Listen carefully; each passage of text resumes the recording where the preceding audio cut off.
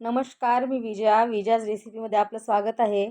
तर आज मी इथे अत्यंत प्रोटीनयुक्त आणि एकदम मऊ लुसलुशीत असा डोसा केलेला आहे. अंकुरित मुगाचा म्हणजे मूळ आलेल्या मुगाचा डोसा.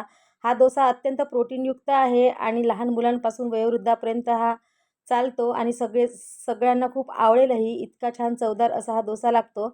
तर चला रेसिपीला सुरुवात करूया. तर एका मिक्सरच्या पॉटमध्ये मी 1 बाउल मोड आलेले हिरवे मूग घेतलेले आहे, 1 चम्मच जिरे, 4 ते 5 लसूणच्या पाकळ्या आणि 4 ते 5 हिरवी मिरची तुकडे करून घेतलेले आहे आणि अगदी थोडंसं पाणी म्हणजे आवश्यकतेनुसार पाणी टाकून याची पेस्ट करून घेऊया. पेस्ट छान आपल्याला एकदम बारीकही नाही आणि एकदम जाडही नाही, मीडियम अशी करून घ्यायची आहे. यात चवीप्रमाणे मीठ टाकूया एका भांड्यामध्ये मिश्रण काढून घेऊन आणि हे बाजूला ठेवून देऊया. पाहू शकता अशा प्रकारे हे मिश्रण पाहिजे आहे. एकदम पातळ जर मिश्रण आले तर डोसे आपले निघणार नाही. आता चटणी करूया. ही चटणीसुद्धा खूप प्रोटीनयुक्त आहे. तर एक कढई मी गॅसवर ठेवली. त्यामध्ये 1 मूठ शेंगदाणे घातले.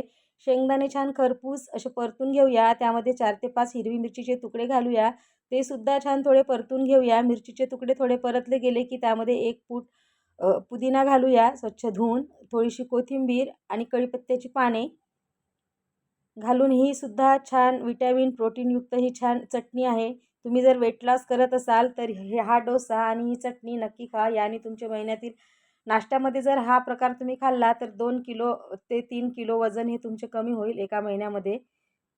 तर हे सगळे जिन्नस भाजून झाल्यानंतर एका मिक्सरच्या पॉटमध्ये काढून घेऊया. 4 ते 5 लसणाच्या पाकळ्या, जिरे आणि मीठ घालून याची बारीक अशी चटणी तयार करून घेऊया.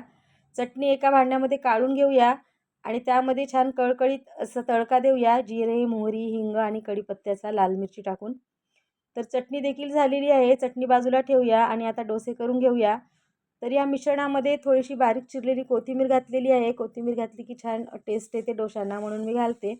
आता तवा ठेवला गॅसवरती आणि जर तुम्ही वेट लॉस करत असाल तर अगदी थोडंसं तेल इथे वापरायचं आहे. नाहीतर तुम्ही भरपूर चम्मचने तेल टाकू शकता. पण मी इथे अगदी थोड्या तेलामध्ये डोसा केलेला आहे म्हणून मी ब्रशनी थोडं तेल तव्याला लावून घेतलं आणि 2 चमचे मिश्रण तव्यावर टाकून छान असा हळूवारपणे डोसा जेवढा पातळ होईल तेवढा पसरवून घ्यायचा. पाहू शकता किती छान पातळ डोसा हा झालेला आहे आणि जाळी मस्तपैकी आलेली आहे. तर वरून सुद्धा ब्रशनी थोडंसं तेल लावून घेते मी. अगदी थोडंसं तेलाचा इथे मी वापर केलेला आहे आणि झाकण ठेवून आपल्याला हा डोसा शिजवून घ्यायचा आहे. कारण आपण इथे सालीसकट मूग वापरलेले आहे, ते शिजलेले गेले पाहिजे. डोसा छान शिजलेला आहे एका बाजूनी. आता त्याच्या साहाय्याने डोसा छान पलटून घेऊया. सगळ्या कळा सोडवून डोसा परतून घ्यायचा. पाहू शकता किती छान जाळी आलेली आहे आणि रंग देखील सुरेख आलेला आहे. दोन्ही साईडनी छान खरपूस असा हा डोसा भाजून घ्यायचा. आपला डोसा आता तयार झालेला आहे. काढून घेऊया. पाहू शकता मस्तपैकी जाळीदार असा हा डोसा झालेला आहे. अशाच प्रकारे दुसरा देखील डोसा इथे मी पसरवून घेत आहे. तोपर्यंत तुम्ही माझ्या चॅनलला सबस्क्राईब करा, यूट्यूब चॅनलला आणि फेसबुक पेजला फॉलो करा आणि अशाच नवनवीन म्हणजे रेसिपीज जर तुम्हाला माझ्या आवडत असतील किंवा हा सुद्धा व्हिडिओ तुम्हाला आवडला असेल तर माझ्या व्हिडिओला नक्कीच लाईक करा आणि इतरांसोबत शेअर करा.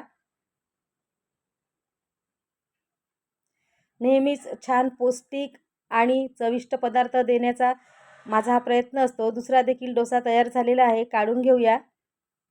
मस्तपैकी चटणीसोबत किंवा दह्यासोबत कशाही सोबत हा डोसा तुम्ही सर्व करू शकता. मस्तपैकी असा मऊ लुसलुशीत हा डोसा तयार झालेला आहे. पाहू शकता किती छान असा लुसलुशीत हा डोसा झालेला आहे. मस्तपैकी असा डोसा करा आणि चटणीसोबत एन्जॉय करा. मस्त खा आणि स्वस्त राहा. पुन्हा भेटू अशाच एका नवीन व्हिडिओसोबत. तोपर्यंत बाय बाय.